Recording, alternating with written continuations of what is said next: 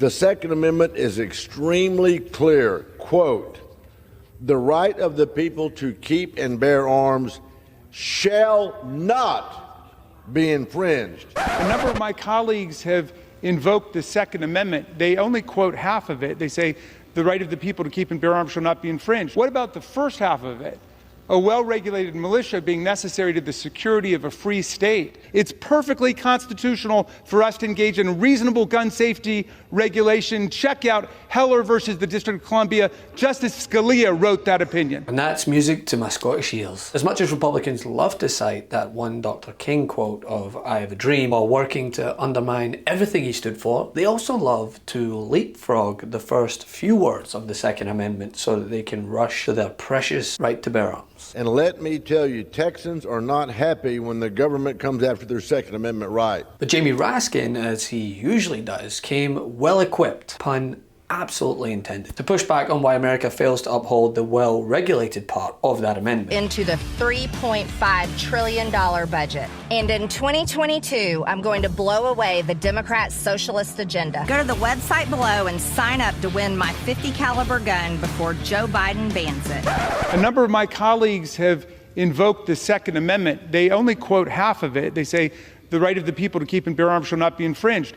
What about the first half of it? A well-regulated militia being necessary to the security of a free state, comma, the right of the people to keep and bear arms shall not be infringed. They say, we want to repeal the Second Amendment. Mr. Speaker, we don't want them to repeal the Second Amendment. We want them to read the Second Amendment. Because the Second Amendment would ask us why we are allowing people to go into elementary schools, Walmarts, supermarkets, churches and synagogues all over America with AR-15s enabled sometimes with the stabilizing brace, as in Dayton, Ohio, Boulder, Colorado, Colorado Springs, Nashville, Tennessee, and assassinate our people. If a foreign government were doing it, we would declare war on them. But since we're just allowing the gun industry to spread these weapons of mass destruction around the country, they want to allow it.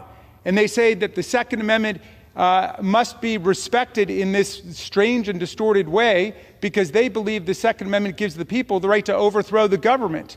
This insurrectionist theory of the Second Amendment means that the people must have an arsenal equal to that of the government. Well, it's very hard to explain the rest of the Constitution then. The Second Amendment doesn't mention anything about rebellion or insurrection. Article 1, Section 8, Clause 15. Could I seek one more minute from the chair? Give the gentleman one more minute. The gentleman from Maryland is recognized for one more minute. Well, Article 1, Section 8, Clause 15 says, Congress has the power to call forth the militias from the states in order to, quote, suppress insurrections. Does that sound like a pro-insurrection document to you?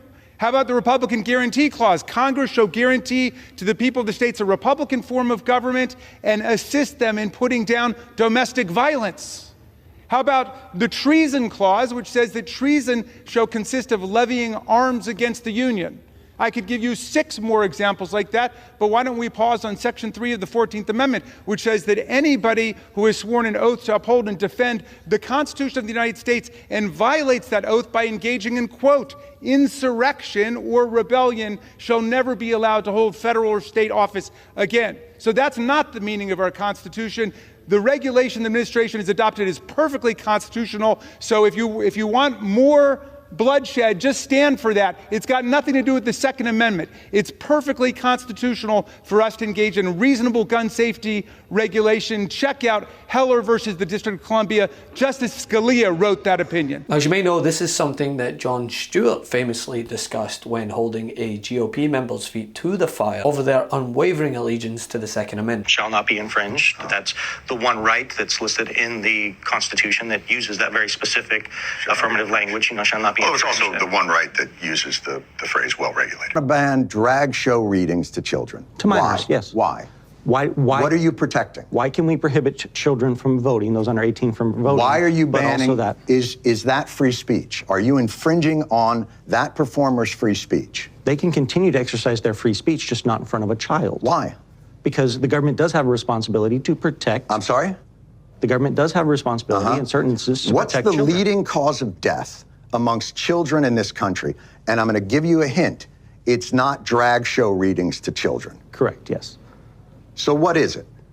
I'm presuming you're going to say it's firearms. No, I'm not going to say it like it's an opinion. That's what it is. It's firearms. And if you're wondering whether this scathing indictment of the Republican Party was met with any semblance of rational thought, I give you James Comer using his time to talk about DC crime. Last passed this resolution of disapproval. Since Congress sent this resolution to President Biden, we have continued to see rampant crime in the District of Columbia. DC residents and visitors are still unsafe in their capital city. The Metropolitan Police Department continues to face retention and recruitment challenges. Crime levels are still higher in 2023 compared to the same time in 2022. Total crime is up 27%.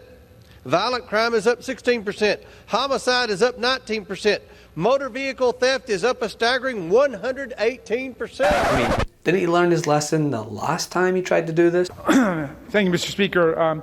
Just a few points about the last contribution from the gentleman from Georgia. Georgia reported 892 murders in the last year, the fourth highest in the country.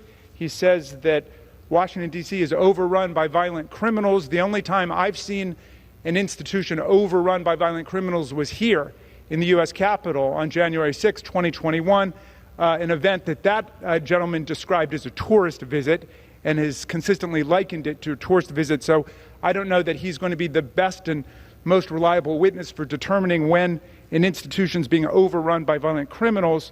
And the rhetoric I hear from the Freedom Caucus is about defunding the FBI and defunding the ATF. No one on our side of the aisle is talking about defunding any of them or defunding the police. On the contrary, we have advanced initiatives to dramatically increase local government funding for police and other services. And with that, I'm going to yield. I just have to say, we heard a lot of words from the gentleman and from other Republicans who speak on these issues. But you know what we don't hear? Any empathy, for the families who have lost loved ones to gun violence. I mean, I began my opening remarks by citing examples of how this accessory was used in mass shootings. Children, mothers, fathers, grandmothers, grandfathers lost their lives, were murdered. Police were murdered. Not even any empathy. No acknowledgement that this is a terrible tragedy. Yeah, I mean, all we hear about is don't take away my toys. Don't interfere with my hobby. You can't register any of these things. I think people are so sick and tired of where our priorities are. People are sick and tired of having the National Rifle Association and all their money dictate what our policy should be on guns. They don't care about all the people that have died and have been murdered in this country. By the way, other countries have similar challenges and problems that we do. They don't have the level of gun violence. They don't have massacres on a regular basis. And this is what we get. Enough. Hey Meidas Mighty, love this report? Continue the conversation by following us on Instagram @MeidasTouch to keep up with the most important news of the day. What are you waiting for? Follow us now.